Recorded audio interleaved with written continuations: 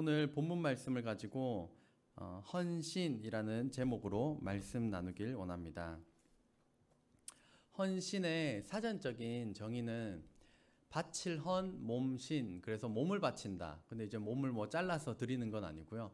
몸과 마음을 바쳐서 있는 힘을 다한다라고 하는 것이 헌신입니다. 저희 부부가 이제 호주에 있을 때 이제 새벽 6시 경에 있었던 일입니다.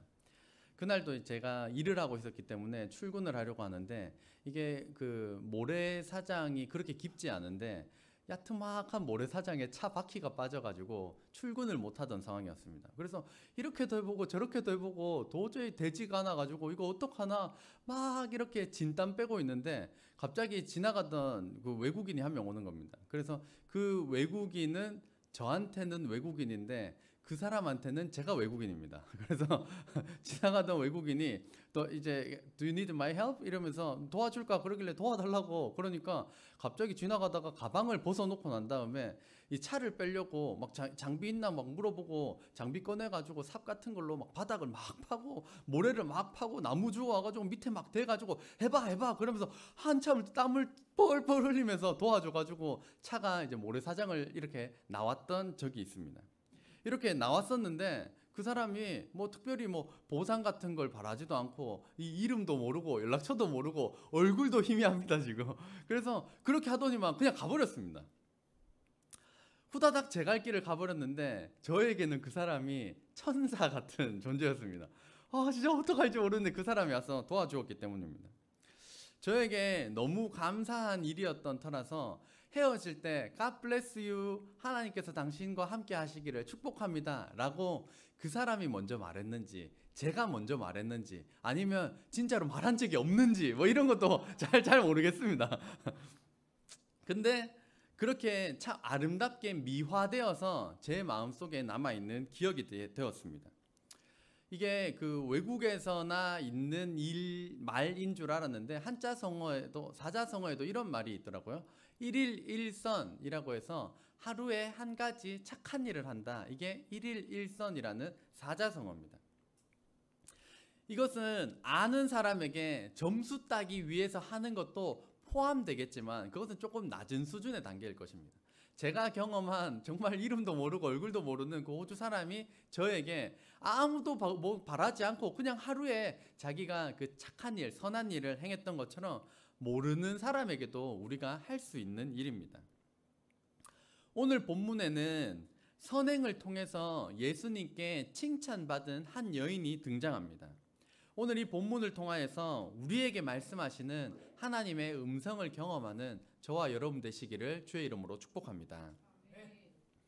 오늘 본문 말씀 3절 말씀을 다시 보면 예수께서 베다니 나병 환자 시몬의 집에서 식사하실 때 한 여자가 매우 값진 향유 곧 순전한 나드 한 옥합을 가지고 와서 그 옥합을 깨뜨려 예수의 머리에 부으니, 그래서 예수님께서 지금 이제 나병에서 치유된 과거의 나병 환자였던 이 시몬의 집에서 식사하실 때 한 여자가 등장을 합니다.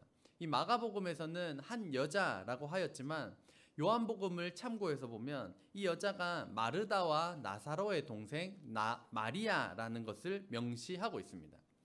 요한복음 12장 3절을 보면 마리아는 지극히 비싼 향유 곧 순전한 나드 한 근을 가져다가 예수의 발에 붓고 자기 머리털로 그의 발을 닦으니 향유 냄새가 집에 가득하더라.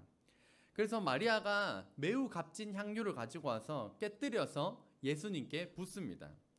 이 향유 옥합이 당시 가격으로 300데나리온이라고 하는 가격은 지금 가격으로 따지면 3천만 원 이상이나 되는 정말 귀한 향유였습니다. 한국어 성경에는 또 번역되지 않았지만 영어 성경으로 보면 알라바스타 자라고 해서 설화석고로 된 병이었습니다. 그래서 이 알라바스타가 뭔가 싶어서 제가 찾아보니까 뭐 이렇게 좀 케이스부터 굉장히 뭔가 고급집니다. 굉장히 고급진 이 알라바스타 자라고 하는 설화석고로 된 이 옥합에 향유가 담겨 있었습니다. 그리고 이 뚜껑은 이 향기가 날아가지 않도록 밀봉이 되어 있었고 이것을 사용하기 위하여서는 박살내는 것이 아니라 그 입구 부분을 깨뜨려야만이 사용할 수가 있었던 것입니다. 그래서 입구 부분을 깨뜨려서 3천만 원 이상에 달하는 정말 값진 것을 예수님께 부어드렸던 것입니다. 그렇다면 질문이 있습니다. 마리아는 3천만 원 이상, 3천만 원 작은 돈인가요? 정말 큰 돈입니다. 한 달에 100만 원씩 저금을 한다 하더라도 몇 달 빼먹으면 3년에 걸쳐서 3천만 원이라고 모을 수 있는 엄청나게 값진 이 귀한 향유를 왜 예수님께 드렸을까요? 왜 예수님께 드렸을까요? 이전의 성경을 보면 마리아의 오빠 나사로는 죽었습니다. 이 무덤에 들어가서 이미 3일이 지났기 때문에 썩은 내가 진동한다 할 정도로 그렇게 죽었던 상태였는데 예수님께서 오셔서 그 나사로를 부활시켜 주신, 다시 살려주신 사건이 있었습니다. 그렇기 때문에 자신의 오빠를 살려주신 그 은혜도 굉장히 컸을 것이고, 그뿐만이 아니라 메시아이시기 때문에 나 같은 죄인을 구원하여 주신 그 은혜가 너무나도 감사하였기 때문에 자신에게 있어서 너무나도 소중한 이 값어치가 상당한 이 향유를 예수님께 부어드릴 수 있었던 것입니다. 그렇다면 저와 여러분의 신앙생활은 어떻습니까? 신앙생활을 하다 보면 익숙해지고 오래된다라는 핑계, 여러 가지 이유로 인하여서 구원해 주신 은혜가 퇴색되고 은혜를 잊어버린 채 살곤 하는 것이 저희들의 연약한 모습입니다. 하지만 오늘 마리아는 자신이 예수님께 받은 은혜가 너무나도 컸다라는 것을 인식을 하고 자신에게 있는 가장 귀한 것을 예수님께 드렸던 인물입니다. 별 볼 일 없는 나 같은 죄인을 사랑하시고 구원해 주신 이 하나님의 은혜를 되새김을 통하여서 구원의 감격이 회복되어 다시 일어나 헌신하기로 결단하는 저와 여러분 되시기를 주의 이름으로 축복합니다. 여기까지는 당시 현장 분위기가 굉장히 좋았습니다. 하지만 이어지는 장면은 조금 분위기가 반전이 됩니다. 향유를 붓고 나니까 어떤 사람들이 화를 내어 서로 말하되 어찌하여 이 향유를 허비하는가? 누군가 이제 허비한다라고 마리아의 행위를 비난하고 나선 것입니다.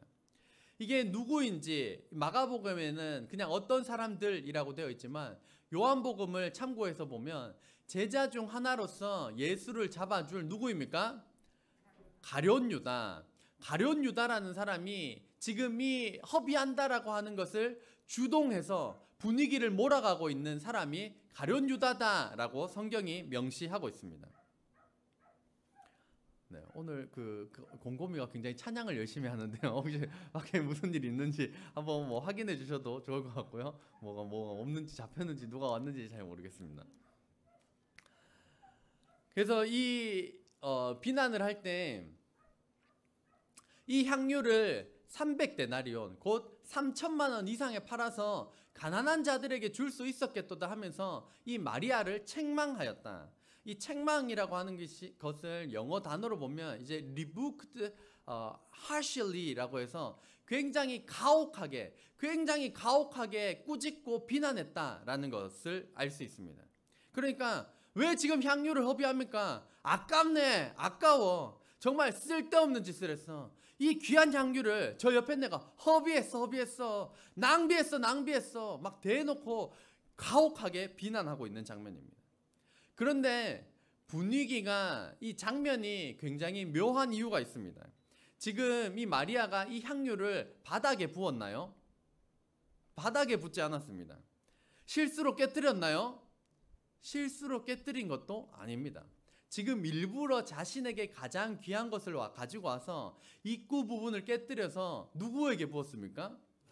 예수님께 부었습니다. 예수님께 부어드리는데도 불구하고 지금 가룟 유다는 이거 지금 허비한다, 지금 허비하는 상황이다, 낭비하고 있는 상황이다. 예수님께 부어드리는데도 지금 가룟 유다가 그렇게 비난하고 있다는 것입니다. 왜 그런가 전후 문맥을 살펴보면 가룟 유다가 어떤 인물인지 나옵니다. 이렇게 말함은 가난한 자들을 생각함이 아니요 그는 도둑이라 돈꾀를 맞고 거기 넣는 것을 훔쳐가미러라. 실제로 가난한 자들을 줄 수 있겠다라고 말해놓고는 도둑이라는 것입니다. 그러니까 저거 허비하지 않고 나한테 줬으면 내가 저거 3천만 원 가지고 내가 두둑히 한몫 챙길 수가 있었는데 차라리 나를 줘야지. 또 이렇게 따를 때 어메 속으로 어메 아까운 거 어메 아까운 거 막 이랬던 사람이 가룟 유다입니다. 돈을 너무나도 사랑하고 있으니까 결국에는 예수님을 은 30냥에 받고 팔아버릴 정도로 돈에 환장한 인물이 가룟 유다였습니다. 본문을 통하여서 우리에게 주시는 교훈 첫 번째 1번 한번 같이 읽겠습니다. 시작. 돈을 사랑하는 것은 모든 것을 삼키는 블랙홀과 같습니다. 제가 블랙홀이라는 단어를 떠올리고 얼마나 쾌재를 불렀는지 모릅니다. 좋은 표현이야. 정말 좋은 표현이야. 디모데전서 6장 10절도 같이 읽겠습니다. 시작. 돈을 사랑함이 일만 악의 뿌리가 되나니 이것을 탐내는 자들은 미혹을 받아 믿음에서 떠나 많은 근심으로써 자기를 찔렀도다. 아멘. 돈을 사랑하는 것은 모든 것을 삼키는 블랙홀과도 같습니다. 돈을 사랑하면 눈에 뵈는 게 없습니다. 가룟 유다는 돈 때문에 지금 예수님도 안 보입니다.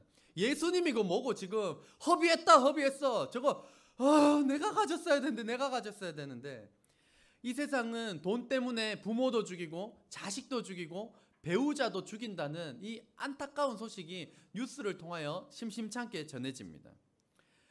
디모데전서 6장 10절은 돈 때문에 예수님을 떠나는 사람이 있을 정도다라고 말씀하고 있습니다. 돈을 사랑하지 않게 되기를 주의 이름으로 축복합니다. 한번 큰 소리로 아멘 합시다. 재정의 주인 되신 하나님께 소득의 10분의 1을 또 이웃에게 10분의 1을 흘려보내기 위하여서 안간힘을 쓰고, 이것은 저절로 쉽게 되는 게 아닙니다. 안간힘을 써야 되는 부분입니다. 그렇게 함으로써 돈을 사랑하지 않고 돈의 노예가 되지 않고 예수님의 뜻대로 재정을 사용하는, 관리하는 저와 여러분 되시기를 주의 이름으로 축복합니다. 그러자 예수님께서 지금 이제 이 상황을 수습하십니다. 6절 말씀을 보면 예수께서 이르시되 가만두라, 너희가 어찌하여 그를 괴롭게 하느냐, 그가 내게 좋은 일을 하였느니라. 예수님께서는 마리아 괴롭히지 마라, 마리아가 지금 나에게 좋은 일을 하였다라고 말씀합니다.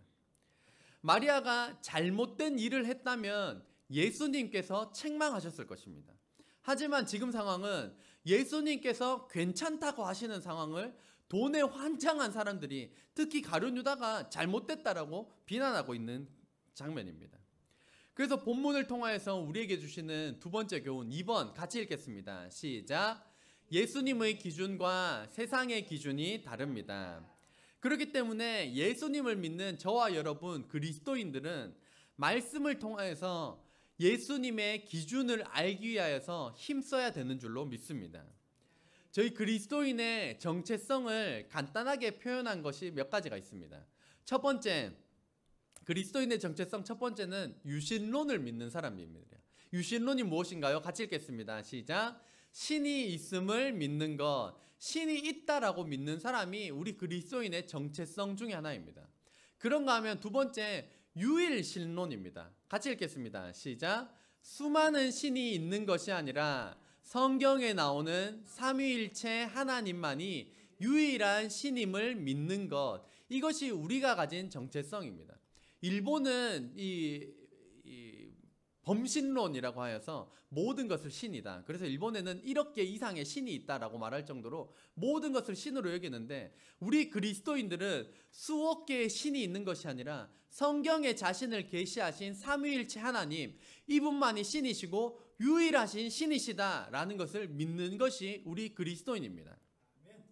세 번째는 종말론입니다. 같이 읽겠습니다. 시작. 하나님께서 세상의 끝을 정해 놓으셨고 그 끝을 향해 나아가고 있음을 믿는 것, 이것이 종말론입니다. 그러니까 세상은 계속 반복해져서 환생되어져서 다음 생에와 다음 생에 계속 사는 것이 아니라 하나님께서 이 삶이라고 하는 것을 한 번 딱 정하셨고 처음과 끝이 있고 지금 전 우주적으로 끝을 향하여서 직선적으로 나아가고 있고, 그 끝이 되면 하나님께서 심판하신다, 그때 세상의 끝이다 라고 하는 것을 믿으며 살아가는 것이 우리 그리스도인 종말론입니다. 그런가 하면 마지막 네 번째는 절대주의자입니다. 절대주의자. 한번 천천히 같이 읽어보겠습니다. 시작. 하나님께서 선하다고 말씀하시는 것을 선으로, 악하다고 말씀하시는 것을 악의 기준으로, 즉 하나님 말씀을 절대적 기준으로 삼는 사람, 이것이 절대주의자입니다. 그러니까 세상에서 주장하는 것이 선, 많은 사람이 우기면 선이 아니라 하나님께서 딱 정하셔서 이거 선한 거고 이거 악한 거야, 그러면 아멘, 알겠습니다 라고 그 하나님의 기준을 절대적인 기준으로 삼는 사람이 우리 그리스도인 절대주의자입니다. 안 믿는 사람들이 가룟 유다와 같이 우리에게 비난하고 우리를 책망합니다. 우리를 유혹합니다. 주말에 놀러 가야지 왜 교회에 가서 시간을 허비하는 거야? 11조? 그거 바보 같은 짓이야. 헌신? 요즘 시대에 무슨 헌신이야. 워라벨이지. 회사가, 교회가 밥 먹여줘? 네가 네 인생의 주인이야. 욜로야. 너 오직 한 번뿐이야. 네 인생의 주인은 너야. 너를 위해 살아. 라는 이 가치가 물밀듯이 우리 가운데 쏟아져 들어옵니다. 이렇게 세상의 가치가 쏟아져 들어올 때 흔들리지 않기 위하여서는 예수님의 말씀을 절대적인 기준으로 삼아야 되는 줄로 믿습니다.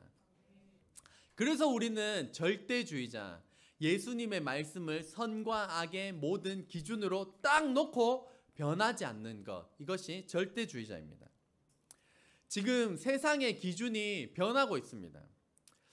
어제 대구에서는 이제 동성애자들, 성소수자들의 퀴어 행사가 있었습니다. 이 동성애자들이 주장하는 것은 태어날 때부터 남자가 남자를, 여자가 여자를 좋아하는 동성애 유전자를 가지고 태어났기 때문에 내가 동성애자가 되고 싶어서 된 게 아니야. 태어날 때부터 나는 동성애자였어 라는 것을 주장하기도 하고, 남자와 여자만 존재하는 게 아니야. 남자와 여자 이외에 제3의 성이 존재해 라고 동성애자들이 주장을 합니다. 성경의 기준을 가지고 있지 않으면 그런가 보다 라고 우리가 넘어갈 수가 있습니다. 하지만 성경은 변하지 않는 기준을 가지고 있습니다. 창세기 1장 27절 같이 읽겠습니다. 시작. 하나님이 자기 형상 곧 하나님의 형상대로 사람을 창조하시되 남자와 여자를 창조하시고, 아멘.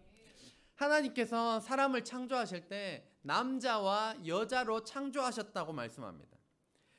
이게 남자와 여자로 창조하셨다라는 말씀이 무슨 특별한 말씀으로 여겨지리라고는 생각을 못했습니다. 하지만 요즘 시대에는 굉장히 특별한 말씀, 굉장히 중요한 말씀이 되었습니다. 세상의 기준이 계속 변하고 있기 때문입니다. 하지만 하나님께서는 남자와 여자만을 창조하셨고 제3의 성, 동성애자 유전자, 호르몬 이런 것들을 태어날 때부터 주신 것이 아닙니다. 거기에 미혹된 인간의 죄악의 결과로 나온 것입니다. 우리는 절대주의자입니다.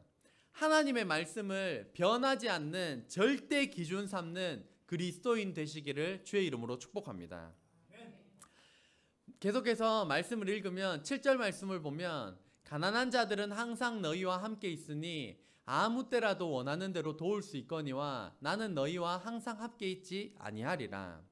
그래서 이 말씀은 가난한 자들을 돕지 않아도 된다라는 말씀이 아니라 지금 예수님의 이 상황이 십자가 지시기 직전의 상황에 머물러 있기 때문에 특별히 지금만큼은 가난한 자보다 예수님께 우선순위를 둬야 된다라는 말씀입니다. 그리고 8절 말씀을 보면 마리아가 이렇게 했다는 것입니다. 마리아가 힘을 다하여 내 몸에 향유를 부어 내 장례를 미리 준비하였느니라. 준비를 할 때 대충 건성건성이 아니라 마리아에게 있어서도 힘을 다하여 내 몸에 향유를 부어 내 장례를 미리 준비하였다라고 말씀합니다. 예수님께서는 지금 마리아의 힘을 다한 헌신, 엄청난 액수의 헌신에 대하여서 잘하였다라고 칭찬하고 계신다는 점입니다. 본문을 통하여서 우리에게 주시는 교훈 세 번째, 3번 같이 읽겠습니다. 시작. 힘을 다하여 헌신해야 합니다. 힘을 다하여니까 한번 힘을 내서 한번 읽어보겠습니다. 시작. 힘을 다하여 헌신해야 합니다. 우리 교회를 건축할 때에도 이제 집사님들의 힘을 다한 헌신이 있었습니다. 전세 자금을 빼서 헌신하시기도 하셨고, 수십만 원 단위에서부터 천만 원 단위에 이르기까지 엄청난 헌신을 하셨습니다. 그래서 2002년 당시에 저희 여기 땅 부지 가격이 약 2억에서 3억 정도를 왔다 갔다 했다면 지금은 그래도 꽤나 가격이 올라서 한 7억에서 8억 정도가 되지 않을까라고 예상을 할 정도로 굉장히 많은 가치의 상승도 있었습니다. 이것이 하나님의 일하심과 성도님들의 힘을 다한 헌신의 결과로 인한 가능한 일이었습니다. 하나님께서 마리아의 힘을 다한 헌신을 기뻐하시는 것처럼 우리에게도 마찬가지로 힘을 다한 헌신을 원하십니다. 이것은 교회를 향한 헌신만을 의미하는 것이 아니라 교회를 포함한 가정과 사회, 직장, 이 힘을 다한 헌신, 여러 지경으로 확장되어져 나아가는 헌신이 되어야만 합니다. 밖에서는 인정받고 칭찬받는 사람인데 집에만 가면 돌변하는 사람들이 있습니다. 남편이 아니라 맨날 남편 드는 맨날 어느 남편만 드는 남편도 있습니다. 밖에서만 헌신하는 것이 아니라 가정에서도 헌신해야 하는 것입니다. 교회에서도 우리가 헌신을 할 때 대충 어느 정도까지만 헌신하는 것이 아니라 이 마리아의 태도와 같이 힘을 다하여 우리가 헌신해야 합니다. 이 대충이라고 하는 것은 굉장히 나쁜 태도, 악한 태도입니다. 무엇을 하든지 대충해. 대충은 굉장히 나쁜 태도입니다. 직장에서도 대충 그냥 시간만 때우면 된다. 요즘 현대인들 출근하면서 언제 퇴근하나 이 마음을 먹고 출근과 동시에 퇴근을 생각하는 이 태도를 버려야 합니다. 또한 나쁜 태도 중에 하나가 돈 받는 만큼만 일한다.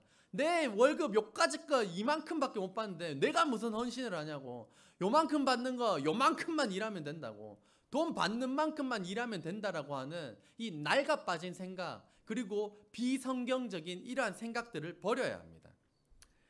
하나님께서 주신 우리 인생 가운데 힘을 다하여 살기를 원하십니다. 힘을 다한 가정생활, 힘을 다한 신앙생활, 힘을 다한 사회생활을 통하여서 하나님을 기쁘시게 하는 저와 여러분 되시기를 주의 이름으로 축복합니다. 9절 말씀을 또 보면 한번 같이 읽겠습니다. 시작.